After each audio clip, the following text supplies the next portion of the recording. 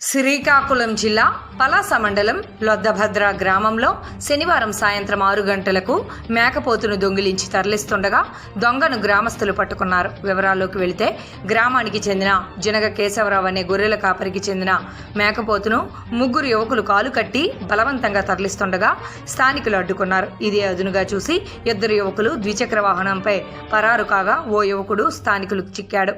యువకుడిని స్తంభానికి కట్టి కాశీబుగ్గ పోలీసులకు సమాచారం అందించారు. ఘటనా స్థలానికి చేరుకున్న పోలీసులు కాశీబుగ్గ సాయిబులు కాలనీకి చెందిన ఇద్దరు యువకులు, పాతపట్నంకు చెందిన ఓ యువకుడు ఈ దొంగతనాలకు పాల్పడుతున్నట్లు తెలిపారు.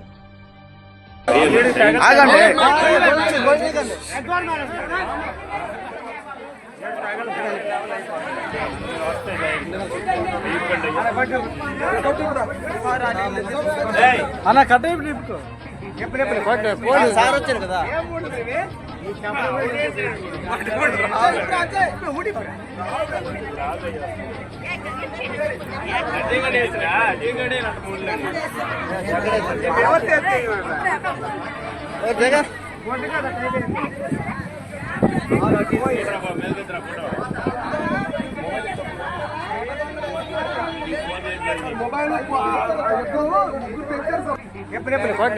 సార్ వచ్చారు కదా